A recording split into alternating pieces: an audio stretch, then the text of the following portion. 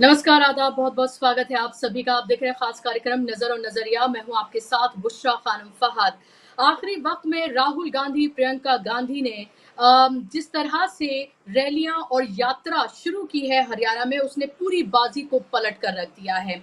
ये चंद दिन ही बचे हैं। 3 तारीख को शाम को 5 बजे प्रचार थम जाएगा और उससे पहले 30 से लेकर 3 तक राहुल गांधी ने जो ये संकल्प यात्रा निकालने का जो फैसला लिया, और उसके साथ साथ प्रियंका गांधी उनके साथ मौजूद हैं, भूपेंद्र हुड्डा हैं, कांग्रेस के तमाम बड़े नेता हैं, कुमारी सैलजा हैं। तो एक मैसेज तो ये कि कांग्रेस पूरी तरीके से एकजुट है, एक मंच पर है, हम साथ मिलकर लड़ रहे हैं। और उसके बाद राहुल गांधी का अपना करिश्मा, उनका अपना जादू, जिस तरह से हजारों की भीड़ उमड़ती है उन्हें सिर्फ देखने के लिए, सुनने के लिए। और आखिरी वक्त में ये दाव खेल कर, जब भारतीय जनता पार्टी को ये लग रहा था, ये खबरें प्लान करवाई जा रही थी कि राहुल गांधी बहुत नाराज हैं राज्य नेतृत्व से और इसीलिए वो प्रचार नहीं करेंगे, ज्यादा प्रचार नहीं करेंगे, कुछ ही रैलियां उनकी हो सकती हैं। इस तरह की तमाम खबरें, तमाम तरह की हेडलाइंस आपने देखी होंगी। लेकिन राहुल गांधी ने ये मास्टर स्ट्रोक खेलकर आखिरी वक्त में जो दाव खेला है,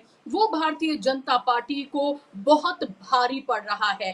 भारतीय जनता पार्टी पूरी तरीके से बेचैन है, बेकरार है। उसकी समझ नहीं आ रहा है कि आखिरी दिनों में ये जो दाव चला गया है राहुल गांधी की तरफ से, इसकी काट वो क्या लेकर आए।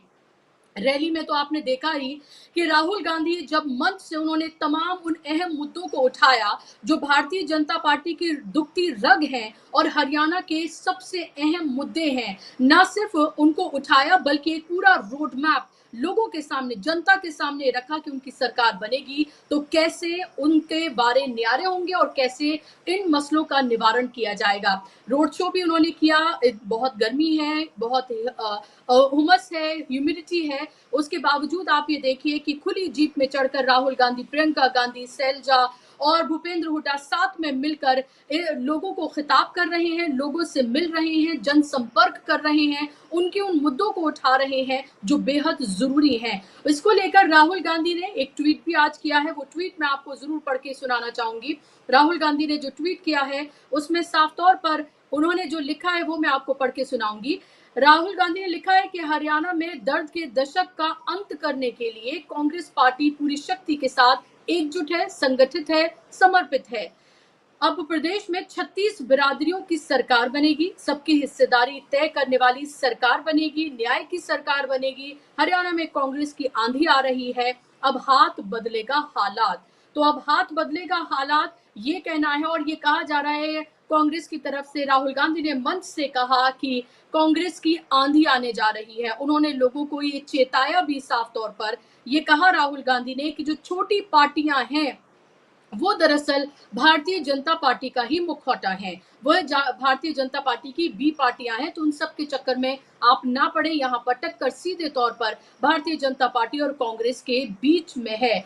और अब तक ये अनुमान लगाया जा रहा था कि कांग्रेस की, कुछ लोगों का कहना था 55 सीटें आ सकती हैं, कोई 60 तो कोई 65। लेकिन सवाल ये उठ रहा है अब कि राहुल गांधी के इन 4 दिनों में प्रचार करने से क्या ये संख्या और ज्यादा बढ़ सकती है। क्योंकि लगातार जब मैं लोगों के बीच थी, लोगों से जब मैंने बात की इससे पहले, जब पहली रैली थी असंध में राहुल गांधी की और फिर हिसार में, और लोगों के बीच जब लोगों से बात की तो कई चीजें राहुल गांधी की जो लोगों को बहुत पसंद आती हैं। एक तो ये कि वो जमीन से जुड़े मुद्दों को उठाते हैं, दूसरा सच बोलते हैं, तीसरा पढ़े लिखे हैं, चौथा वो जुमलेबाज नहीं है, जो कहते हैं वो करके दिखाते हैं। और ऐसे में एक इमेज राहुल गांधी की ये है, और दूसरी तरफ नरेंद्र मोदी की ये इमेज बनती जा रही है कि वो जो कहते हैं वही नहीं करते हैं। ये सरकार जुमलेबाज सरकार है, इसने 10 साल में जो कहा वही करके नहीं दिखाया है। अब बेकरारी आप ये देखिए कि अमित शाह रॉबर्ट वाड्रा का मामला उठा रहे हैं, अमित शाह भ्रष्टाचारी पार्टी बता रहे हैं, अमित शाह ये कह रहे हैं कि देखिए ये बहन भाई की जोड़ी आखिरी वक्त में मैदान में उतरी है। और इसी तरह की तमाम बातें अमित शाह कहते हुए अपने मन से नजर आ रहे हैं, और ये कह रहे हैं कि तीसरी बार हरियाणा में फिर से भारतीय जनता पार्टी की सरकार बनने जा रही है, क्योंकि वो पूरे हरियाणा में घूम रहे हैं और उनको सीधे तौर पर लग रहा है कि भारतीय जनता पार्टी की लहर है। तो ऐसे में सवाल ये उठ रहा है कि अगर रॉबर्ट वाड्रा, जिनकी वो बात करें क्योंकि प्रियंका गांधी मैदान में है, इसलिए वो कह रहे हैं कि ये दामाद को फायदा पहुंचाने वाली सरकार ये रही है, तो 10 साल में उनकी सरकार रही, क्यों नहीं रॉबर्ट वाड्रा को लेकर उन्होंने कोई कदम उठाया, क्यों नहीं उनके खिलाफ उन्होंने कोई केस दर्ज किया, क्यों नहीं अगर वो वाकई में मुजरिम थे तो उनको जेल में डाला। ये तमाम सवाल उठ खड़े होते हैं। तो इस साफ तौर पर लोगों के भी समझ में आ रहा है कि बीजेपी पूरी तरीके से बौखलाई हुई है। लेकिन सवाल वो ये उठा रहे हैं कि राहुल गांधी के मैदान में इस तरह से उतरने से और एक नए तरीके से जिस तरह से वो चुनावी प्रचार कर रहे हैं, उससे कितना बदलेगा हरियाणा का मिजाज, क्योंकि ये तो तय है कि पूरी तरीके से लहर है कांग्रेस की, लेकिन क्या ये लहर राहुल गांधी के आने से सुनामी में तब्दील हो जाएगी? क्योंकि राहुल गांधी ने जो रूट चूज किया है वो भी बहुत महत्वपूर्ण है। खासतौर पर वो उन जगहों पर कंसंट्रेट कर रहे हैं जहां भारतीय जनता पार्टी ये माना जाता है कि वो मजबूत रही है। और यही कोशिश है राहुल गांधी की, एक तो एक कांग्रेस को एकजुट दिखाएं, तमाम जो अहम मुद्दे हैं वो जोर शोर से ना सिर्फ उठाएं बल्कि उसका रोड मैप लोगों के सामने रखें, और तीसरा भारतीय जनता पार्टी के गढ़ में घुसकर उनको वहां से ललकारें। यानी कि दक्षिण की बात करें या अहिर बेल्ट जो है, जहां पर मजबूत है भारतीय जनता पार्टी, मजबूत रही है भारतीय जनता पार्टी, वहां उनकी कोशिश है कि वहां से जाकर वो ज्यादा से ज्यादा सीटें कवर करें। बताया जा रहा है कि 25 से 30 असेंबली सीटें राहुल गांधी इन 4 दिनों में कवर करेंगे। आज इसी पर हम चर्चा करेंगे। इस पर बात करने के लिए मेरे साथ 2 खास मेहमान जुड़ गए हैं जिनका तारुफ मैं आपसे कराना चाहूंगी। आप देख सकते हैं मेरे साथ हेमंत अत्री जी हैं, जाने माने पत्रकार हैं, दशकों का पत्रकारिता का उनका अनुभव है, एक्स पॉलिटिकल एडिटर हैं दैनिक भास्कर के, हरियाणा और देश की राजनीति को बहुत अच्छे से जानते और पहचानते हैं। बहुत बहुत स्वागत हेमंत जी आपका कार्यक्रम में। मेरे साथ रविंद्र शिरोन जी हैं, वो भी हरियाणा से हैं, हरियाणा और देश की सियासत को बहुत अच्छे से जानते और पहचानते हैं और लगातार ग्राउंड में भी वो घूम रहे हैं, लोगों से बातचीत कर रहे हैं और जो जमीनी हकीकत है वो पहुंचा रहे हैं, और उनका भी दशकों का पत्रकारिता का अनुभव। दोनों का ही बहुत स्वागत। इस्तकबाल। शुरुआत हेमंत अत्री जी आपसे करना चाहूं। राहुल गांधी ने ये जो आज से शुरुआत की है, पहली 2 रैलियां असंध और हिसार की, तभी से पता चल गया था कि राहुल गांधी के आने से कैसे पूरे हरियाणा का मिजाज जो बदला हुआ है उसमें बहुत तेजी देखने के लिए मिली, और जो मैसेज उन्होंने दिया सैलजा और हुड्डा के साथ वो भी बहुत इंपॉर्टेंट था। और आज जब उन्होंने ये 4 दिन बिल्कुल डेडिकेट कर दिए हैं, उसमें प्रियंका गांधी भी साथ है, यानी कि बहन भाई की ये जोड़ी, और उसमें हुड्डा और सैलजा साथ साथ खुली जीप में जब वो यात्रा कर रहे हैं, ये हाइब्रिड यात्रा, रैलियों को संबोधित करेंगे, वो कितनी बदलेगी कांग्रेस की तस्वीर? क्या आपको लग रहा है कि जो लहर थी क्या वो सुनामी में बदलेगी? जो राहुल गांधी कह रहे हैं कि कांग्रेस की आंधी है, क्या वाकई में आपको लग रहा है?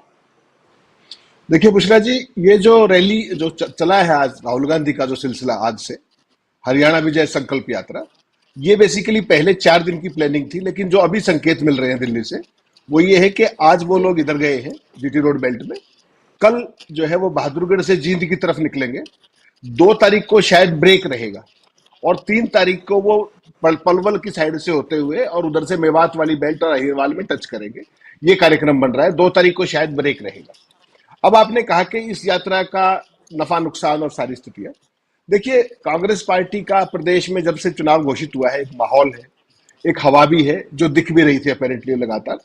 अब राहुल गांधी ने उसके बाद at the fag end of this campaigning ये सारा अपने हाथ में क्यों लिया है, ये देखना बड़ा महत्वपूर्ण है। सबसे पहले तो हरियाणा का जो ओवरऑल एक देश की राजनीति के ऊपर प्रभाव है वो किसी से छुपा हुआ नहीं है। हरियाणा न केवल ट्रेंड सेटर है, बल्कि जब बदलाव की आंधी होती है, जब बदलाव का वो होता है, तो उसका भी प्रतीक कहीं ना कहीं हरियाणा होता है। ये देश ने 87 से देखा है, आज की बात नहीं है। तो हरियाणा बदलाव का भी वाहक रहा है। अब सवाल ये कि राहुल गांधी ने ये सब क्यों किया। एक तो भारतीय जनता पार्टी और उसका जो डॉगी मीडिया है वो लगातार वो हुड्डा बनाम शैलजा फैलाने की कोशिश कर रहे थे, उसको आज कंप्लीटली न्यूट्रलाइज और निगेट कर दिया है। जिस तरीके से खुद पीछे हटे और उन दोनों के हाथ पकड़ के ऊपर उठा दिए।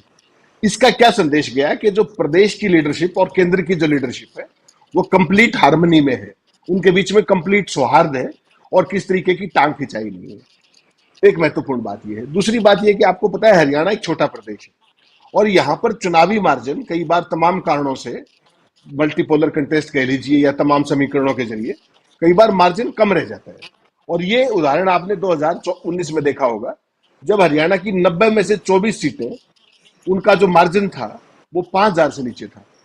तो उस किसी भी तरीके के जो भी ये करते हैं, ध्रुवीकरण, जाट नॉन जाट, हिंदू मुस्लिम, जो भी ये बनाम की राजनीति करते हैं, उसकी किसी भी संभावना को निगेट करने के लिए राहुल गांधी ने आखिरी 3 दिन में इसको कहते हैं कि ये पावर पुश देने की कोशिश की हरियाणा में। नहीं तो आमतौर पे ये पर्सनल फीलिंग जो पूरे स्टेट में थी, किसी भी आदमी से आप बात करो तो चाहे वो बीजेपी का भी व्यक्ति था, वो ये कहता था कि भाई सरकार तो कांग्रेस की आ रही है। तो सवाल ये है कि उसके बावजूद भी राहुल गांधी क्यों आए। राहुल गांधी का बेसिकली ये कि हरियाणा चूंकि ट्रेंड सेटर है और इसके इमीडिएटली बाद महाराष्ट्र और झारखंड भी है, तो वो कहीं ना कहीं ये दिल मांगे मोर वाली सिचुएशन है कि जब सिचुएशन आपके लिए कंड्यूसिव है तो क्यों ना एक पावर पुश दे करके ना केवल सीटें बढ़ा ली जाए बल्कि मार्जिन भी बढ़ाया जाए और पार्टी का वोट शेयर भी बढ़ाया जाए। क्योंकि आपको पता है कि 2014 में 2019 में 56% तक चला गया था, वो जो पुलवामा का एयर स्ट्राइक और तमाम चीजें करके। तो उसके बाद जो है राहुल गांधी उस खोए हुए मैदान को तलाशने की कोशिश कर रहे हैं। तीसरी महत्वपूर्ण बात इसमें यह है कि जो मास कनेक्ट, एक तो हुड्डा साहब अपने एरिया में कर रहे थे, शैलजा अपने उसमें कर रही थी, अब राहुल और प्रियंका ने आकर के पूरे स्टेट को होमोजेनाइज करने की कोशिश की, एक रूपीकरण, कि कांग्रेस का कैंपेन जो है चलेगा। आप देख रहे हैं आज जो रोड शो कहां हो रहा है, वो अपने क्या नाम है, जीटी रोड बेल्ट में, और उसका इंपैक्ट दिखेगा आपको जी। साउथ हरियाणा में, पैन हरियाणा दिखेगा उसका। तो उसका कहीं ना कहीं एक ये चीज है। दूसरा, इससे वर्कर में जोश आता है। वर्कर जब तक ये एनर्जाइज नहीं होगा कि हाँ हमारी टॉप लीडरशिप इन्वॉल्व है डायरेक्टली कैंपेन में, तो वो भी एक चीज है। और नेताओं का सौहार्द, वो बड़ा महत्वपूर्ण है। तो ये आज का जो एक्सरसाइज है सारी, ये 2 दिन अभी और चलेगी, कल भी चलेगी और फिर 3 तारीख को लास्ट कैंपेनिंग का डे, उस दिन भी चलेगी। केवल इसमें बुशरा जी देखने की बात यह है कि क्या राहुल जी के इस सब के बाद क्या प्रदेश कांग्रेस, जो हमेशा सेल्फ गोल के लिए जानी जाती है, क्या उस गोल से रिफ्रेन कर पाएगी अपने आप को? क्या जो मुख्यमंत्री पद के लिए जो लड़ाई और दावे प्रतिदावे हैं, क्या उन पे इफेक्टिव स्टॉप लग जाएगा? आज तो बॉडी लैंग्वेज आपने मंच पे देखी, वहां भी देखी, बाकी रोड शो में भी देख रहे हैं कि सभी नेताओं की जो बॉडी लैंग्वेज है काफी पॉजिटिव है। और अब किसी के पास भी भीतर घात करने का स्कोप बहुत थोड़ा है, स्कोप बचा नहीं। एक पक्ष तो ये है। दूसरा, राहुल गांधी ने जो आज इस रोड को क्यों चुना, जो आपने कहा कि शुरुआत में, कि ये बेसिकली भारतीय जनता पार्टी की मांद है, अगर आप उसको कहें हिंदी भाषा में। आज वो 3 जिलों की 12 सीटों को टच कर रहे हैं, ठीक है, 3 जनसभाएं भी करेंगे, मुलाना में भी जनसभा है, फिर उधर एक थानेसर में भी है। इसका महत्व देखिए आप क्या है।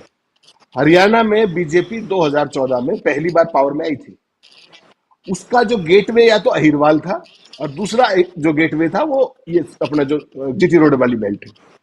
21 सीटें आती हैं इसमें बुशरा जी, और 2014 में 21 की 21 बीजेपी की थी। तो आप सोचिए, 90 में से 47 और 21 में से 21, तो एक बहुत बड़ी जो बीजेपी का वो है, ट्रेडिशनली वो था। फिर जब आप 2019 में आए तो बीजेपी को इन 21 में से 12 सीट मिली और पूरे स्टेट में 90 में से 40 मिली। हालांकि उनका वोट शेयर कम हुआ, सीटें कम हुई, लेकिन फिर भी उनको सत्ता वापसी लाने का इस बेल्ट का बड़ा महत्वपूर्ण योगदान था। तो उस सारे को एक माहौल बदलने के लिए आमतौर पर नेता क्या करते हैं बुशरा जी, आपने भी देखा होगा, बड़ा नेता जब जाता है किसी एरिया में प्रचार के लिए तो वो क्या करता है, पहले सर्वे और फीडबैक रिपोर्ट मंगाता है कि कहां पर हमारी पार्टी जीत सकती है, कहीं मेरे ऊपर हार का तगमा ना लगे, मेरा स्ट्राइक रेट कम ना हो जाए। तो राहुल गांधी कभी इस चीज की परवाह नहीं करते। उन्होंने हरियाणा में भी दिखा दिया आज कि जो सबसे चैलेंजिंग बेल्ट है वहां जा रहे हैं आज, कल इधर आएंगे जींद और ये वाला एरिया, और 3 तारीख को वो जो अहिरवाल वाली पूरी बेल्ट है वहां भी जाने की सोच रहे हैं। तो कुल मिला के he has taken on himself कि मैं दिखाता हूं इनको कि किस तरीके से। और बीजेपी की प्रॉब्लम क्या है कि अब मोदी की केवल एक रैली बच गई है पलवल की, उसकी अमित शाह घूम रहे हैं, उसका कोई बहुत लंबा चढ़ा, उनकी रैलियों का आपने रिस्पॉन्स भी देख लिया। तो अब कांग्रेस पार्टी ने इस चुनाव को बिल्कुल हेड ऑन लेते हुए, और सबसे इंपॉर्टेंट बात जो राहुल गांधी ने आज टोन सेट की पहली रैली में, उन्होंने बिल्कुल साफ 2 लाइन में पूरा खेल समझा दिया। जिस खेल से बीजेपी एक्सपोज करने से बच रही थी, वो राहुल गांधी ने पूरे देश को बता दिया, हरियाणा को नहीं। उन्होंने कहा कि चुनाव देखिए हरियाणा में बीजेपी और कांग्रेस के बीच विचारधारा की लड़ाई है, और जो ये छोटे दल लड़ रहे हैं इनका रिमोट बीजेपी के पास है। तो उनका ये कहना, जो स्टेट लीडरशिप कह रही थी इस बात को, उस पर और ज्यादा मोहर लगाता है।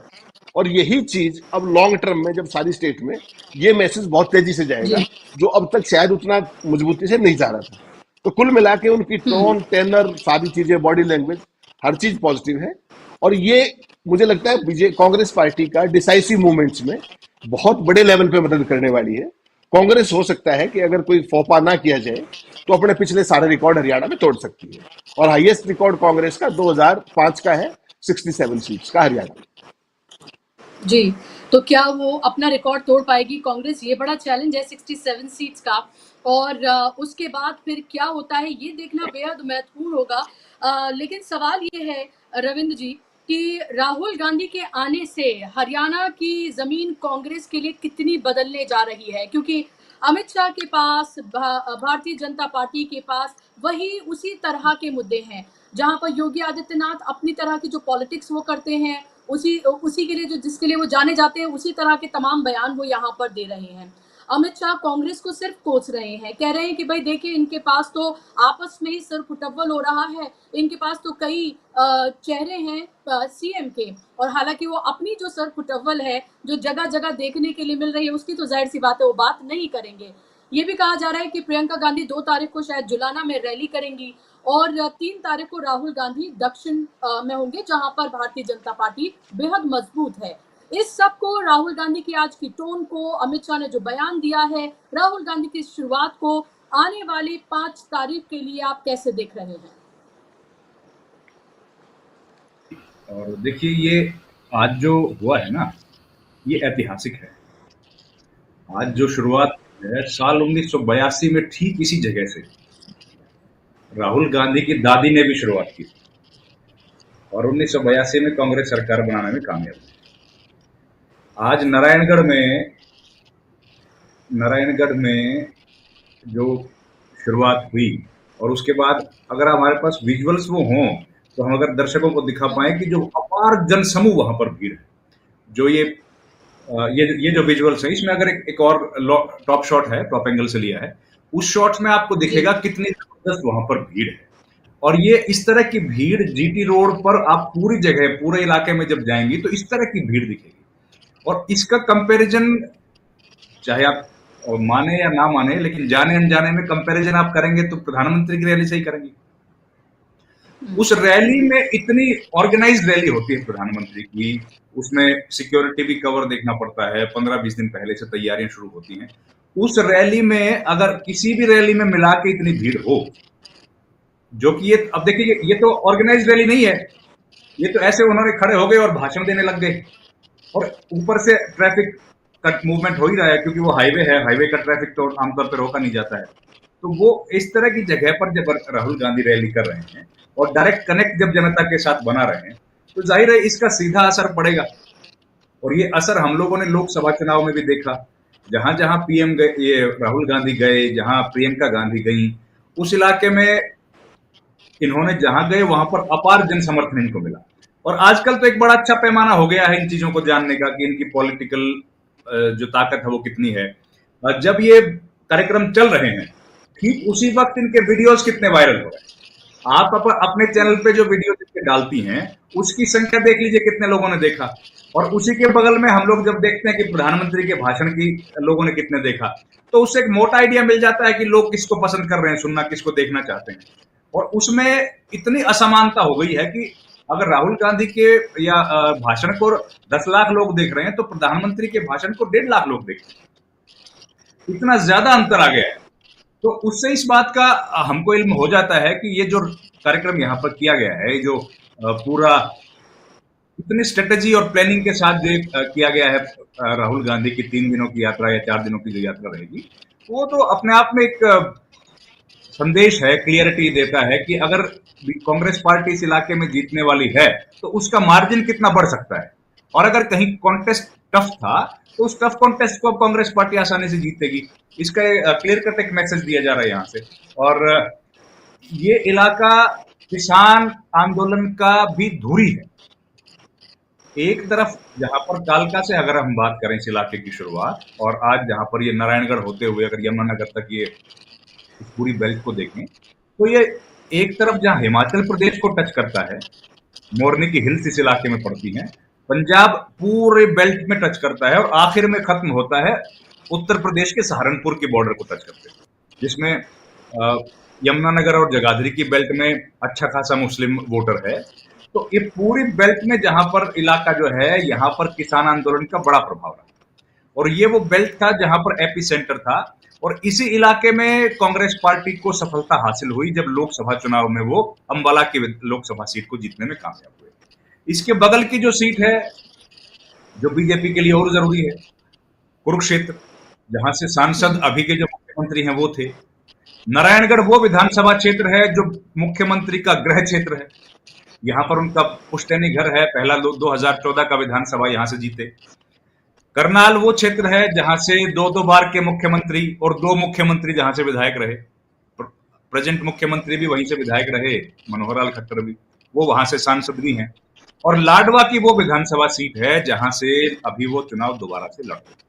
तो ये पूरा इलाका, इन सब के बड़े नेता, और अनिल विज यहीं से चुनाव जीतते हैं अंबाला से। ये पूरा इलाका पॉलिटिकली आप देखेंगी तो बीजेपी के सब बड़े नेताओं का गढ़ है, बीजेपी का सबसे बड़ा वोट बैंक है।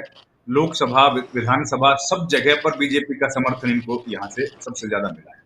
और उस इलाके में अगर बीजेपी के खिलाफ इतना माहौल है, कांग्रेस के पक्ष में इतना माहौल है, तो इस इलाके में अगर बीजेपी हारती है तो उसकी रिकवरी के लिए हरियाणा में कोई स्पेस बचता नहीं है। अब पूरे इलाके में जहां पर 2014 में भी जीत नहीं पाई, 2019 में भी जीत नहीं पाई, अब उस इलाके में बीजेपी ने कुछ ऐसा खास कर नहीं दिया कि वो चुनाव जीत पाए। जो चाहे हिसार का इलाका, सिरसा का है, जींद का है, भिवानी का है, इक्का दुक्का सीटें जीती, लेकिन ज्यादा सीटें जहां पर हार गए, वहां से सीट्स कैसे बढ़ पाएंगी बीजेपी की अगर इस इलाके में बीजेपी चुनाव हार गई। तो ये एक बड़ा चैलेंजिंग बीजेपी के लिए हो गया। और यहां से इन्होंने जो रैली की शुरुआत की है और उसका मोमेंटम बिल्ड कर दिया है, और इसी इलाके में बुशरा जी हरियाणा का जलंधर भी है, इसी इलाके में करनाल, और उसी करनाल से राहुल गांधी ने मुलाकात की थी उस परिवार से जिसके बाद डंकी का मुद्दा आज घर घर में चर्चा का विषय बना हुआ है। तो बड़ा इंपॉर्टेंट ये एरिया इन्होंने चूज किया है और इसकी शुरुआत से ही हम लोगों को दिखने लगा है कि कितना ज्यादा असर ये लोगों के दिमाग में कर रहा है। और इस तरीके से अगर ये यात्रा को जन समर्थन मिलता रहा तो बीजेपी के लिए वाकई चिंता की बात है, क्योंकि पीएम अपनी रैलियों में भीड़ जुटाने में सफल नहीं रहे, कोई फ्यूचर का एजेंडा पेश नहीं कर पाए, अपनी 10 बरस की जो अचीवमेंट्स है उसके बारे में कुछ नहीं बोला। अपनी रैलियों में तो पूर्व मुख्यमंत्री का नाम लेने में भी दिक्कत हो रही है। 9.5 बरस तक जो मुख्यमंत्री रहे, 2 रैलीज में तो उनको छिपाना पड़ा। हिसार की रैली में हालांकि लेके आए उनको, लेकिन लोग जुड़ नहीं रहे। जहां जहां खट्टर साहब जा रहे हैं वहां पर पार्टी के लिए नुकसान पैदा कर रहे हैं। और अमित शाह, योगी आदित्यनाथ, तमाम बड़े नेता हरियाणा में घूम रहे हैं इस वक्त बीजेपी के, लेकिन उनको उस तरह का जन समर्थन कहीं देखने को मिल नहीं रहा। और बीजेपी का कैडर हरियाणा में कुछ ज्यादा हुआ नहीं कभी। बीजेपी चुनाव जीती, 2 बार सरकार आई, लेकिन बीजेपी अपना कैडर कोई मजबूत यहाँ पर स्थापित कर पाई हो ऐसा कभी हुआ नहीं। मध्य प्रदेश में, गुजरात में बीजेपी का एक स्ट्रॉन्ग कैडर है और एक ये मान के चलते हैं कि इतना स्ट्रॉन्ग कैडर है कि वो एक स्पेसिफिक नंबर ऑफ वोट को लेके आएगा अपने पास। हरियाणा में वो है नहीं। हरियाणा में बीजेपी वेव में जीतती है, हवाई जीतती है, इमोशनल इश्यूज को रेज करके जीतती है। तो इसलिए बीजेपी के लिए ये जो समय है, ये इन रैलीज के बाद थोड़ा सा कष्ट का होने वाला है। इसका तोड़ बीजेपी को ढूंढना पड़ेगा और जो इश्यूज रेज किए हैं, और हुड्डा और शैलजा का विरोध का एकमात्र इनको पैग मिला था जिसकी वजह से एक नैरेटिव सेट करने की या चेंज करने की कोशिश की थी। अब वो हाथ मिलवाने के बाद मुझे लगता नहीं उसमें भी कुछ दम बचा है। और ऊपर से जीप में भी एक साथ बिठा लिया, और जीप में भी खुली हवा, जीप में बंद भी नहीं थी वो जीप, तो खुली हवा में तो आसमान से लेके जमीन तक सब लोग देख लेते हैं। तो वो संदेश बिल्कुल साफ हो गया कि अब तो कांग्रेस पार्टी में ना धड़ेबंदी बची ना दलबंदी बची, और सब लोग एक साथ मिलकर चुनाव लड़ेंगे। और बीजेपी में तो मुख्यमंत्री 3 है ही, वो तो अलग अलग क्षेत्र में 3 मुख्यमंत्री बैठे हैं। तो इसलिए बीजेपी के लिए इस रैली के बाद या इस यात्रा के बाद मुश्किलें बढ़ेंगी, और कांग्रेस के लिए जो माहौल पहले से मुफीद था वो और ज्यादा माकूल होने की संभावना है। जी बिल्कुल। जो पहले से मुफीद था वो और माकूल होने जा रहा है बीजेपी के लिए माहौल, क्योंकि राहुल गांधी मैदान में हैं। राहुल गांधी एक ऐसा राष्ट्रीय चेहरा जिनको लोग सुनना पसंद करते हैं, जिनको लोग देखना पसंद करते हैं। रैलियों में कुछ लोग सिर्फ देखने के लिए आते हैं राहुल गांधी को, कोई उनका पोस्टर बनाकर लेकर आता है, कोई इस उम्मीद से आता है कि शायद राहुल गांधी एक बार उनकी बात को सुन ले, तो अगर उन्होंने सुन लिया तो वो उनकी बात का निवारण जरूर करेंगे, इस उम्मीद से भी लोग आते हैं। मैंने देखा 2 रैलियां और इससे पहले उत्तर प्रदेश से लेकर तमाम जगहों पर जहां जहां मैंने ग्राउंड रिपोर्टिंग की है, उन तमाम जगहों पर मैं देखती हूँ कि राहुल गांधी की रैली में जो ऑर्गेनिक भीड़ आती है और उस भीड़ का जो जज्बा है, उनको देखने की, उनको सुनने की जो एक उनके अंदर ललक है, वो कहीं और देखने के लिए नहीं मिलती है। और ये इसलिए भी है कि इन 10 सालों में या उससे पहले राहुल गांधी की इमेज को जिस तरह से खराब किया गया और राहुल गांधी एक राजनीतिक हीरो के तौर पर जिस तरह से उभरे, और लोग ये देखते हैं कि जो मीडिया दिखाता है, जो बीजेपी बताता है, राहुल गांधी तो बिल्कुल उससे अलग हैं। और अब बीजेपी के लिए यही सबसे बड़ी परेशानी की वजह बन है कि जिस एक शख्स को वो राजनीतिक विलन के तौर पर दिखा रहे थे, जिनको पप्पू, हिंदू विरोधी, देश विरोधी बता रहे थे, अब वही उनके लिए सबसे बड़ा चैलेंजर है जिसकी काट उनके पास नहीं है। लेकिन सवाल मेरा हेमंत अत्री जी कि आखिर भारतीय जनता पार्टी को अब सहारा किसका है? उनका जो एक चेहरा यानी कि नरेंद्र मोदी वो चल नहीं रहे हैं। पूरी की पूरी अगर आप कैंपेन देखें, चाहे वो आप योगी आदित्यनाथ को देखें, अमित शाह को देखें, नरेंद्र मोदी को देखें, पूरी तरीके से नेगेटिव कैंपेन है। उसमें कोई पॉजिटिव बात आपको नजर नहीं आएगी। वो सिर्फ कांग्रेस को कोसते हुए नजर आ रहे हैं। कांग्रेस की खामियां जो है या नहीं है वो अलग बात है, उनको दिखा रहे हैं लोगों को। वो क्या करेंगे 10 साल में आगे आके, ये कोई रोड मैप उनके पास नहीं है। तो ऐसे में आपको क्या लग रहा है कि किस सहारे है यहाँ पर भारतीय जनता पार्टी और कहाँ पर रुकेगा उसका ये नंबर? क्योंकि अमित शाह तो कह रहे हैं भाई एक बार फिर से आशीर्वाद मिलेगा, एक बार फिर से बनने जा रही है सरकार, और खबर आ रही है कि बाबा राम रहीम भी अगर बाहर आ गए तो क्या ये आखिरी सहारा है बीजेपी के लिए? बिल्कुल सही पकड़े हो बुशरा जी, आप बिल्कुल सही पकड़े। मुझे लगा कि आप इसको मिस कर जाएंगे। बीजेपी का असली स्टार कैपेंद्र तो बचा हुआ है अभी।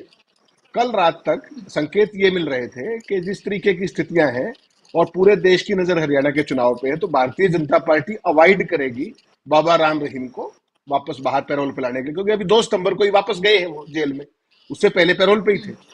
लेकिन अब कमाल देखिए, फरवरी 2020 से लेकर के और अब तक 4 साल में 11वीं बार बाबा को पैरोल पे लाने की तैयारी चल रही है। वो आज फिर से गंभीर बढ़ गया है उसमें गंभीरता। और जो सीईओ ने ये पूछा था कि भाई what are the pressing reasons for parole, why it should be granted now, क्योंकि उसमें आपको पता है कोड ऑफ कंडक्ट स्टेट के अंदर लागू है। तो कल तक तो ये लग रहा था कि 5 से पहले ये नहीं निकल पाएंगे। लेकिन जब अभी आपके शो पे आया तो उससे पहले मैंने सब टॉप हायरार्की से बात करी, इधर उधर जो भी एडमिनिस्ट्रेशन की होती है, कि भाई चल क्या रहा है। तो अभी पता ये लगा है कि उनका कागज रीजंस बताते हुए कि ये है वो है, कुछ कार्यक्रम है, फलां है करके, और उत्तर प्रदेश के बरनावा आश्रम के लिए उनको फिर से पैरोल देने की तैयारी है। अगर इस सारी औपचारिकता, सरकार पूरे लगी हुई है, पूरा तंत्र उसमें, अगर सारी में मुझे लगता है 4 तारीख से पहले, क्योंकि औपचारिकताएं बहुत होती है, बरनावा के यूपी के एडमिनिस्ट्रेशन से चिट्ठी आएगी, सेफ्टी सिक्योरिटी का इश्यूज है, तमाम चीजें। लेकिन जो जानकारी सूत्रों से मिली है वो ये है कि 4 तारीख को बाबा राम रहीम को छोड़ा जा सकता है। अब इसमें मजेदार देखिए बुशरा जी, यहाँ खेल कुछ और है इस बार। देखिए, पूरे हरियाणा को और पूरे हिंदुस्तान को एक मैसेज है कि इस बार हरियाणा में कांग्रेस की सरकार बनने का माहौल है। तो आपको क्या लगता है कि बाबा राम रहीम को नहीं पता होगा इस बात का? क्या राम रहीम के पहले कांग्रेस से संबंध नहीं रहे? जब 2014 में बीजेपी आई, उससे पहले तो राम रहीम के रिश्तेदार कांग्रेस के टिकट पे भी थे पंजाब में, ध्यान होगा आपको। तो कांग्रेस लीडरशिप में भी उनका संबंध तो रहा है। इस बात की क्या गारंटी है कि बाबा राम रहीम को पैरोल तो दे दे बीजेपी की सरकार? रोहतक के डिविजनल कमिश्नर ने देनी है, और उन्होंने बरनावा में बैठ के अगर कांग्रेस की मदद कर दी तो क्या होगा? तो भारतीय जनता पार्टी का एक खेमा इस बात से बहुत बुरे तरीके से घबराया भी हुआ है, क्योंकि उनको ये पता है कि देखिए बाबा राम रहीम सजा याफ्ता है। वो कोई भी सरकार आए, जेल जो है, जेल एडमिनिस्ट्रेशन, वो स्टेट गवर्नमेंट के अंडर होता है। कल कोई ये बीजेपी की मदद कर दे, ये ओपन तो करते नहीं, अंदर खाने करते हैं अपने कार्डर्स के थ्रू, और कल कोई ये डाउन द लाइन मैसेज दे दे कांग्रेस का, फिर क्या होगा? तो इस खेल की संभावना हमेशा बनी हुई है, इसकी आशंका बनी हुई है। लेकिन सूत्र ये बता रहे हैं कि प्रोसेसिंग बहुत तेजी से चल रही है। आज रात तक सीईओ हरियाणा परमिशन दे सकते हैं। कल तो बिल्कुल लग रहा था कि ठंडे बस्ते में गया, आज फिर से रिप्रोसेस कराया गया है उसको। आज रात तक उसकी वो हो सकती है, उसके बाद फॉर्मेलिटी करने में 2-3 दिन लगेंगे, और 4 तारीख को, क्योंकि पोलिंग तो 5 को है और इनका तो सारा सिस्टम इंटैक्ट होता है, जिसको भी मैसेज जो भी देने हैं इनके अपने तंत्र हैं, ओपन घोषणा नहीं करते कभी भी, ये पर्दे के पीछे से करते हैं। इनका अभी तक जो दावे प्रतिदावे किए जाते हैं, अभी तक ये था कि 4 जिलों की 36 सीटों पर कहते हैं कि इनका असर है, और वो जिले बड़े महत्वपूर्ण है, सिरसा है, हिसार है, अंबाला है, कुरुक्षेत्र है, लेकिन वो जो है वो इवन नहीं है, कहीं पर कितनी सपोर्ट है, कहीं पर कितनी सपोर्ट है। और जिस तरह की सपोर्ट आज राहुल गांधी को आप दिखा रही हैं टीवी में लगातार स्क्रीन पे, चाहे वो रोड शो के दौरान, चाहे नुक्कड़ सभाओं के दौरान, चाहे रैली के दौरान, चाहे जनसभा के दौरान, तो उसमें अगर वो 1500 का वोट का कोई फर्क भी पड़ता है तो उतना डिसाइसिव मार्जिन नहीं हो पाएगा, क्योंकि चुनाव क्लोज मार्जिन का नहीं है इस बार। जिस तरह की स्थिति दिख रही है कि भारतीय जनता पार्टी, जो आपने जिक्र किया कि भारतीय जनता पार्टी का कोई भी स्टार कैंपेनर अभी तक वो ट्रैक्शन नहीं ले पाया है, that includes prime minister, that includes home minister, UP CM Rajnath Singh, किसी को भी कोई ट्रैक्शन नहीं मिल रही है। तो राम रहीम ने कोई रैलियां तो करनी नहीं है, वो तो चुपके से अपने आश्रम में जाकर जो भी संदेश देना है वो देना है। तो बीजेपी कहते हैं डूबते को तिनके का सहारा, तो बीजेपी एक वो चांस भी ले सकती है, लेकिन उसमें खतरा दूसरा भी है जो मैंने आपको इशारा किया, जो बीजेपी के एक खेमे ने मुझे बताया कि साहब अगर उन्होंने कांग्रेस की मदद कर दी तो फिर क्या होगा, उनको तो अपने जेल का वो चाहिए ना, सब कुछ आराम और वो सारी चीजें जो भी उनका आना जाना और सब चीजें सुरक्षा, तमाम ये चीजें। एक जो आपने बड़ी महत्वपूर्ण बात कही कि साहब बीजेपी का कैंपेन हरियाणा में, ये बड़े गजब की बात है कि 10 साल की सत्तारूढ़ पार्टी अपनी एक भी अचीवमेंट का जिक्र नहीं कर रही है, एक का भी, और नेगेटिव कैंपेन चला रही है। आपने कभी नहीं देखा होगा, ना उनके पास कोई पॉलिसी है, ना कोई प्रोग्राम है, ना कोई विजन है। और मजेदार बात एक और है कि 90 सीटों पर उसके प्रत्याशी लड़ रहे 120। आप कहेंगे ये कैसे? तमाम सीटों से फीडबैक लेने के बाद उन्होंने अलग अलग सीटों पर कहीं किसी निर्दलीय को सपोर्ट करनी शुरू कर दी है, कहीं किसी गोपाल कांडा को देनी शुरू कर दी है, कहीं किसी बलराज कुंडू को सपोर्ट देनी शुरू कर दी है, कहीं अभय सिंह की मदद बात है मदद करने की, अलग अलग पॉकेट्स में अलग अलग, जहां जो कांग्रेस पार्टी को हरा सकता है। तो स्थिति यह है कि कम से कम 30-31 सीटें ऐसी हैं, 35 तक भी जा सकती है वो, जैसे चुनाव आएगा, जिसमें बीजेपी का कार्डर ओपनली लगा दिया गया है एक्स और वाई के साथ, अपने कैंडिडेट को छोड़ के। अपना कैंडिडेट मैदान में है, उसके बावजूद दूसरों की मदद की जा रही है टेक्निकल अंडरस्टैंडिंग के तहत। और वो आपको कैसे दिखेगा? वैसे नहीं दिखेगा। मोदी जी आए हैं इतनी बार, अमित शाह आए हैं, आपने उनको कभी अभय सिंह चौटाला के खिलाफ एक शब्द बोलते देखा है? कभी दुष्यंत चौटाला का जिक्र करते देखा है? मायावती का, चंद्रशेखर रावणा, किसी का नहीं। वो किसका जिक्र कर रहे हैं कि कांग्रेस पार्टी आ गई तो कांग्रेस पार्टी बर्बाद कर देगी। तो उनको आशंका पूरी है कि कांग्रेस आ रही है, और उसमें आम जनता उस बात को, खेल को समझ रही है कि ये औरों को क्यों नाम नहीं ले रहे। तो जो कांग्रेस पार्टी का जो प्रचार है कि जो चाहे अभय सिंह की पार्टी हो, चाहे गोपाल कांडा के लिए कैंडिडेट विड्रॉल हो, वो सारा एक लार्जर गेम प्लान का हिस्सा है। और वो राहुल गांधी ने आज कह भी दिया, हुड्डा साहब पहले से कहते आए हैं, शैलजा भी लगातार कह रही है। तो मुझे लगता है जो ये मिली भगत की सियासत है, क्योंकि हरियाणा की जनता जो है ना बुशरा जी, 2019 में दूध की जली है, वो छाछ को फूंक मार के पी रही है। दुष्यंत चौटाला ने क्या कह के वोट लिए थे 10 सीट कि अब की बार यमुना पार, और वो बिना मांगे समर्थन दिया था। तो हरियाणा में इस बात की पूरी आशंका है कि कहीं ये काम अभय सिंह तो नहीं कर देंगे। और जिस तरीके की अंदर खाने सांठगांठ चल रही है, और जो ब्लंटली इस बात को मना नहीं कर रहे हैं कि हम सपोर्ट नहीं करेंगे बीजेपी को, क्योंकि वो नेचुरल ला ही रहे हैं बीजेपी के 77 से, आज से नहीं। तो वो सारा गेम प्लान जो है बीजेपी का, कहीं ना कहीं आम आदमी इस बात पे है इस बार, जो हरियाणा का वोटर आपने भी देखा फील्ड में, कि कहीं कोई ऐसी चूक ना हो जाए धोखे में कि बीजेपी कोई फिर जुगाड़ ना कर ले। तो आम आदमी उस तरीके से सावधान है, और कांग्रेस का नेतृत्व दूसरे तरीके से सावधान है। जो जेपी दलाल ने कहा उसमें लोहारू में कि हमारे दिल्ली वाले बैठे हरियाणा में सरकार नहीं चलने देंगे, तो 55-60 का अंदाजा तो हरियाणा में ऑलरेडी है। तो राहुल गांधी कहने का मतलब ये है कि इस मार्जिन को कर्नाटक और तेलंगाना की तर्ज पे ले जाऊं कि बीजेपी सोच ही ना पाए हरियाणा में सरकार गिराने की, जो उन्होंने हिमाचल में कोशिश की। तो ये सारा गेम प्लान है, इसमें देखते हैं कहां तक पहुंचता है। अभी कैंपेन 2-3 दिन और चलेगा। बिल्कुल, ये देखना है कि सीटें कितनी बढ़ पाती हैं, और महत्वपूर्ण बातें आपकी तरफ से कही गई हैं हेमंत जी। रविंद्र जी, क्या अब ये बस रह गया है कि ये देखना है कि कांग्रेस की हवा है, कांग्रेस की आंधी है, या फिर कांग्रेस की सुनामी है? क्या आपको लग रहा है कि ये इन तीन चीजों में ही अब ये पूरे का पूरा चुनाव जो है, या उसका रिजल्ट जो है, वो अब इन चीजों से ही पता लगना है? और क्या एक और सवाल जो कई लोगों को ये लग रहा है कि जो इंडिपेंडेंट हैं, क्या वो कुछ खेल बिगाड़ सकते हैं? और अगर खेल बिगाड़ सकते हैं तो आपको किस तरफ का पलड़ा ज्यादा भारी लग रहा है? क्या आपको लग रहा है कांग्रेस का ज्यादा खेल बिगाड़ सकते हैं या बीजेपी का ज्यादा बिगाड़ सकते हैं? क्योंकि जिस तरह से अभी हेमंत जी ने भी कहा और मैंने खुद भी ग्राउंड पे जाकर देखा कि जहां जहां भी ये लग रहा है कि कुछ बागी खड़े हुए हैं, उसे भारतीय जनता पार्टी सपोर्ट करती हुई नजर आ रही है। जहां भी उसे लग रहा है कि कांग्रेस का खेल बिगाड़ा जा सकता है या मार्जिन को कम किया जा सकता है, उसकी पूरी की पूरी कोशिश है कि उसे ये तो पता है खुद बीजेपी को कि कांग्रेस की सरकार बनने जा रही है, लेकिन उसे कितने कम से कम सीटों पर रोका जा सके, अब उसकी कोशिश ये है। देखिए बुशरा जी, कांग्रेस पार्टी की यहाँ पहले से लहर है। जब चुनाव की शुरुआत हुई उसके पहले से जो स्थिति थी कांग्रेस की, कांग्रेस ने उससे कहीं भी कमजोर नहीं हुई है, कांग्रेस उससे ज्यादा अच्छी स्थिति में आई है। लेकिन अब टेलीविजन है, गोदी मीडिया है, उसने वोटर्स को जरूर कंफ्यूज करने की कोशिश की कि बीजेपी कांग्रेस पार्टी में धड़ेबंदी है या किसी दलित के साथ कुछ हुआ है। इसके अलावा यहाँ पर जमीन पर स्थिति में कोई बदलाव मैं तो नहीं देख पाया।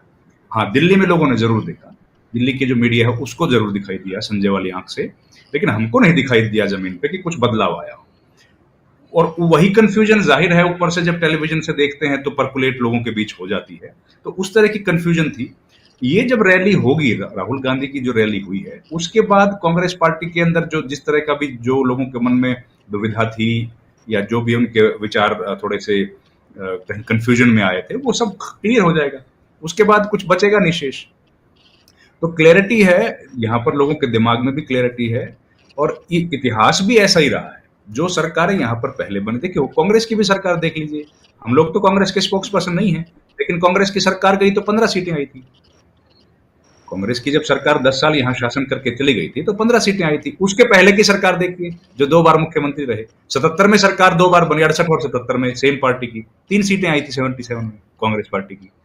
80 उसके बाद 10 साल फिर शासन किया, 2 बार मुख्यमंत्री रहे, फिर सरकार फिर चुनाव में गई 87 में 5 सीटें आई थी कांग्रेस की। तो यहाँ का ट्रेंड है, एंटी इनकम्बेंसी जब होता है तो इतना ज्यादा हो जाता है, तो इसमें कोई ऐसा बीजेपी को मुझे लगता है कि कोई बड़ी बात नहीं। अगर बीजेपी यहाँ पर हार जाएगी तो पुराना जो इतिहास है वही दोहराया जा रहा है।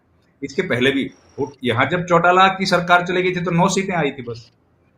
तो एंटी इनकम्बेंसी जब वेव होती है तो वो बहुत ज्यादा डैमेज करती है किसी भी सत्तारूढ़ पार्टी को, और उसी तरह की स्थिति हरियाणा में फिलहाल दिख रही है। इतने सारे मुद्दे हैं, उन मुद्दों पर पीएम से लेके और मुख्यमंत्री तक सब खामोश हैं। किसी मुद्दे पर उन्होंने बात नहीं की। लोगों के पास सरकार की तारीफ करने के लिए कुछ नहीं है। जो लोकल लीडरशिप है जिला स्तर की या ब्लॉक लेवल की, उन लोगों के पास सरकार को डिफेंड करने के लिए कुछ नहीं है। जब नुक्कड़ों पर, चौक चौराहे पर, चाय की टपरी पर लोग बहस करते हैं, उनके पास उसको डिफेंड करने का कोई मसला नहीं है। आपने शायद देखा हो रविंद्र जी, आज कुलदीप बिश्नोई का एक वीडियो शायद आपने देखा हो, कांग्रेस ने भी, श्रीनिवास बीवी ने भी उसको शेयर किया है, जहां पर खाली कुर्सियां पड़ी है, एक खाट है, 4-5 लोग हैं, अपना वो स्वागत करवा रहे हैं, मालाएं पहन रहे हैं और तालियां बज रही हैं। 3-4 लोग जो उनके खड़े हुए हैं, यानी कि वो अपने समर्थक भी अपने साथ नहीं ला पाए। और उनके स्टार प्रचारक हैं बीजेपी के कुलदीप बिश्नोई जैसा चेहरा। आप देखिए उनके पास पॉलिटिकल लेगेसी क्या है। उनका अगर ये हाल है तो आप सोचिए बाकी बीजेपी के जितने बड़े बड़े नेता हैं उनको हमने देखा गांव से खदेड़ते हुए, और लोगों ने वार्निंग भी दी कि अगर आए तो फिर हम उन्हें बताएंगे कि हम फिर कौन हैं। अब ये देखिए कहाँ है ये आदमपुर में हो रहा है। अगर बीजेपी सबसे आसानी से कहीं जीत पा रही है ना, उनमें से एक सीट है आदमपुर, जहां पर बीजेपी सोच के चल रही है तो जीत ही जाएंगे। आदमपुर की सीट है, या राव इंद्रजीत की बेटी जहां से लड़ रही है आरती राव, वो सीट है ये, या तोशाम की सीट समझिए आप, जहां पर एक लेगेसी है। जिनको सीट्स को बीजेपी सोचती, मतलब बीजेपी की जाहिर है जो विचार होगा कि ये सीट्स हम लोग आसानी से जीत सकते हैं, वहां पर अगर कुलदीप बिश्नोई को सुनने के लिए कुर्सियों का हुजूम उमड़ रहा है तो आप देख लीजिए स्थिति क्या है वहां पर लोग जब उनको सुनना नहीं चाहते हैं। और अभी हाल में 3 महीने पहले जो चुनाव हुआ लोकसभा का, उसमें तो आदमपुर से कांग्रेस पार्टी जीत गई थी, वहां पर तो बीजेपी को हार मिल गई थी, लीड नहीं मिली थी। कांग्रेस का जो कैंडिडेट थे जयप्रकाश, उनको लीड मिल गई थी वहां से। तो स्थिति बिल्कुल भी माकूल नहीं है। हम लोग कम से कम आज कांग्रेस के बारे में ये कह सकते हैं कि कांग्रेस पार्टी की एक सीट तो 100% कंफर्म है, भूपेंद्र हुड्डा की सीट। लेकिन बीजेपी के बारे में तो कोई नहीं कह सकता ये बात, एक सीट भी नहीं बता पाएगा कोई कंफर्म कि जो सीट 100% बीजेपी जीती।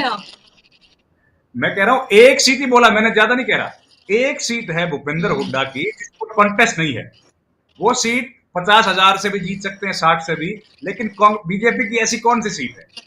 जब एक सीट क्लियर दिख नहीं रही है तो हम लोग कैसे कह दें कि कॉन्टेस्ट ज्यादा है?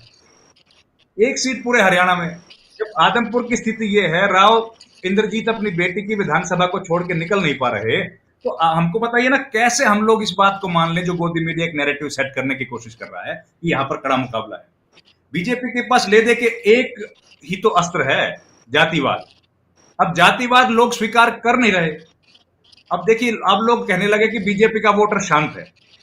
ये बीजेपी का वोटर 2014 में भी शांत नहीं था, 19 में भी शांत नहीं था, 24 में शांत कैसे हो गया? हर गली ऊपर चौराहे पे, बुशरा जी आप तो जर्नलिस्ट हैं, जब कहीं जाके कोई बोल देता था कि मोदी के अंदर ये कमी है तो लोग उसको दौड़ा लेते थे। अब वो शांति कैसे आ गई? पहले तो ये शांति नहीं थी। तो ये स्थिति जो है ना, बिल्कुल कांग्रेस के पक्ष में दिख रही है।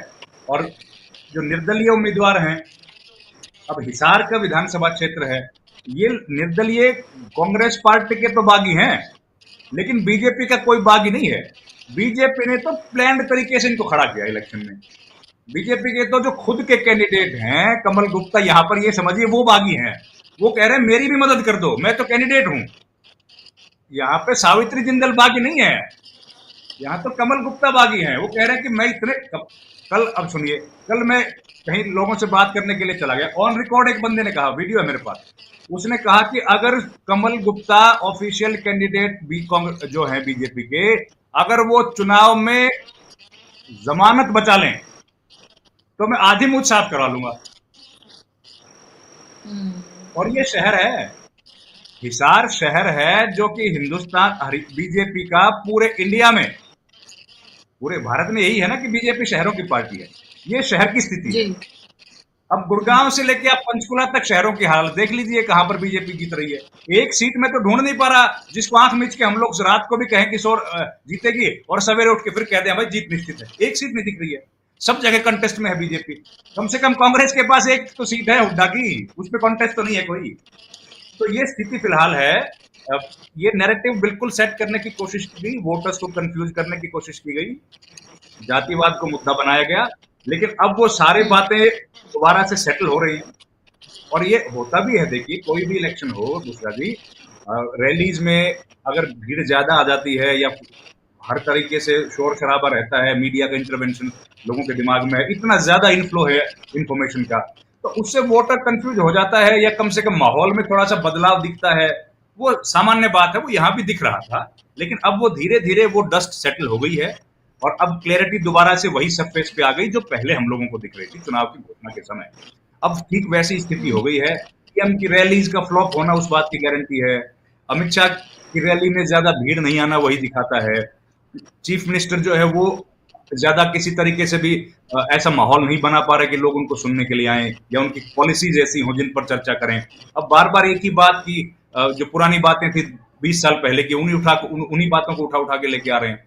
तो इसलिए क्या है कि अब बीजेपी के पास फ्यूचर का कोई प्लान है नहीं, पास्ट की कोई अचीवमेंट्स है नहीं और बोलने के लिए कुछ बचा नहीं है। अब तो केंद्र सरकार के अचीवमेंट्स का भी जिक्र नहीं करते, देखिए आप, अब तो केंद्र के अचीवमेंट्स का भी जिक्र नहीं करते। पहले तो 370 की बात बोल देते थे, अब तो वो भी नहीं बोलते यहाँ पे आके।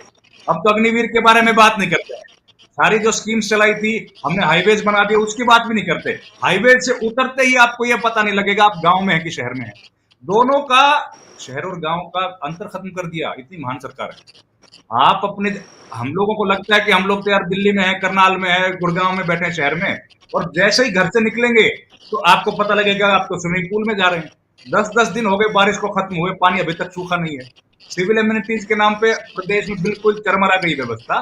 तो इसलिए ये कंफ्यूजन का दौर खत्म लगता है और कांग्रेस पार्टी की स्थिति पहले भी ठीक थी, अब भी उतनी ही ठीक लग रही है और बीजेपी को ये चुनाव बीजेपी के लिए बड़ा चैलेंजिंग है। बिल्कुल, और लगातार ये बताया जा रहा था कि अगर हम बात करते हैं उसी मीडिया की, जो गुलाम मीडिया जिसको अलग अलग नामों से पुकारा जाता है, कि भाई एक वक्त लग रहा था कि कांग्रेस का बहुत अच्छा के नंबर आने वाले हैं, लेकिन अभी धीरे धीरे जिस तरह की इनकी अंतरकलह सामने आई है, मोदी जी ने प्रचार करना शुरू किया है, तो अब लग रहा है इनके नंबर जो हैं वो लगातार घट रहे हैं। इस तरह की तमाम खबरें, देखिए वो जिनके लिए उन्हें पे किया जाता है वो तमाम उस तरह की हेडलाइंस मैनेजमेंट वो सब कुछ अपनी तरफ से पूरी कोशिशें कर रहे हैं, लेकिन उनके लिए मुझे अफ़सोस होता है कि उनको वो हेडलाइंस भी नहीं मिल पा रही हैं, जिससे वो उसको डिफेंड भी कर सकें। तो साफ तौर पे लग रहा है कि अभी की हालत जो है हरियाणा में 10 साल की एंटी इनकम्बेंसी है, केंद्र की भी है, राज्य की भी है। जब आप लोगों से बात करें तो कहते हैं कि इन्होंने किसी से भी आप बात करिए, जो एक बात वो बहुत महत्वपूर्ण कहते हैं कि आखिर इन्होंने पीटने के लिए छोड़ा किसको है। इन्होंने सरपंचों को पीटा, किसानों को पीटा, अध्यापकों को पीटा, आंगनबाड़ी वर्कर्स को पीटा, इन्होंने नौजवानों को इन्होंने पीटा जिन्होंने नौकरी मांगी, और जो आरक्षण के नाम पर जो लोग पीटे गए वो अलग है। यानी कि इन्होंने किसी वर्ग को नहीं छोड़ा। ये बड़ी महत्वपूर्ण बात लोग बोलते हैं मुद्दों के अलावा। आखिरी एक-एक लाइन में आप दोनों से मैं जवाब चाहूँगी, और हेमंत जी समझ गए होंगे कि ये मुश्किल वाला सवाल जो है। हेमंत जी और रविंद्र जी, आप दोनों से इस वक़्त की अगर हम बात करते हैं, आज जब राहुल गांधी ने ये संकल्प यात्रा शुरू कर दी है, कितनी सीटें आप बीजेपी को और कितनी सीटें आप कांग्रेस को देंगे? और क्या जो जो जिसको कंट्रोल से चलने वाली पार्टियां बोल रहे हैं राहुल गांधी, क्या उनका भी कोई नंबर आ सकता है? एक-एक लाइन में आप दोनों से। हेमंत जी।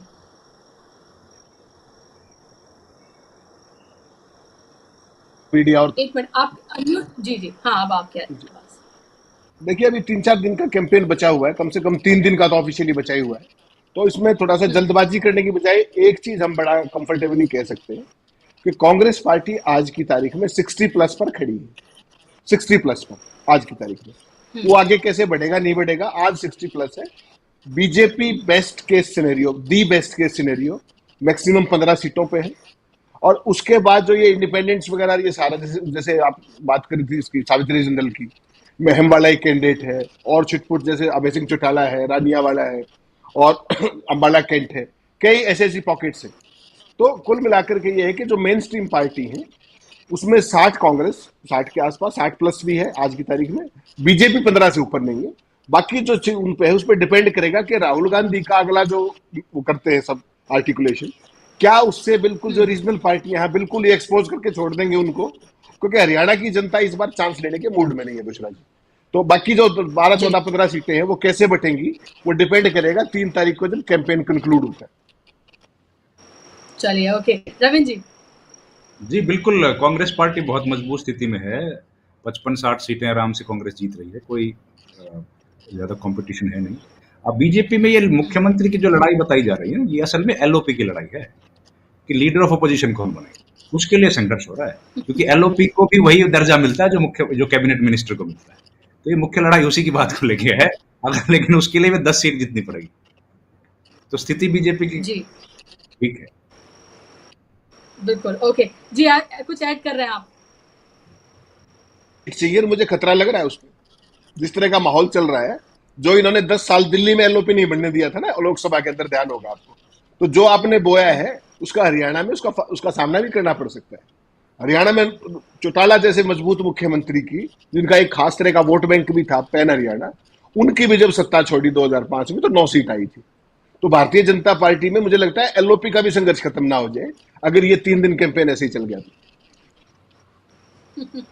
बहुत बड़ी बातें बोल रहे हैं दोनों ही वरिष्ठ पत्रकार, और जाहिर सी बात है हरियाणा की सियासत को बहुत बारीकी से दोनों ही समझते हैं, जानते हैं, ग्राउंड पर रहकर रियलिटीज को चेक कर रहे हैं, और इतने सालों से हरियाणा की पूरी सियासत को उन्होंने देखा है। और उन दोनों के आपने मुंह से सुन लिया कि फिलहाल की स्थिति की बात करें तो क्या कुछ अभी हरियाणा की जनता ने डिसाइड किया है। बहुत बहुत शुक्रिया रविंद्र जी आपका, हेमंत जी आपका कार्यक्रम का हिस्सा बनने के लिए, अपना कीमती वक्त देने के लिए बहुत शुक्रिया। शुक्रिया आप तमाम लोगों का भी कार्यक्रम का हिस्सा बनने के लिए। बस अब चंद दिन बचे हैं, आज 30 तारीख है और 3 तारीख को 5 बजे प्रचार थम जाएगा। तब तक राहुल गांधी, प्रियंका गांधी वहां पर हैं, और वो अलग अलग इलाकों में जाकर, खासतौर पर उनका टारगेट है जहाँ जो बीजेपी की जो मजबूत बेल्ट रही है वहां पर जाकर वो प्रचार करें, ताकि उनकी मान में जाकर उनको वो चैलेंज करें। उस चैलेंज में वो कितने कामयाब होते हैं, जहां आप खड़ी है कांग्रेस उससे वो आगे उससे कितना पहुंचा पाते हैं, ये देखना बेहद दिलचस्प होगा। आज के इस कार्यक्रम में बस इतना ही। शाम को 7 बजे रोज की तरह जरूर जुड़िए राजीव जी के साथ न्यूज पॉइंट में।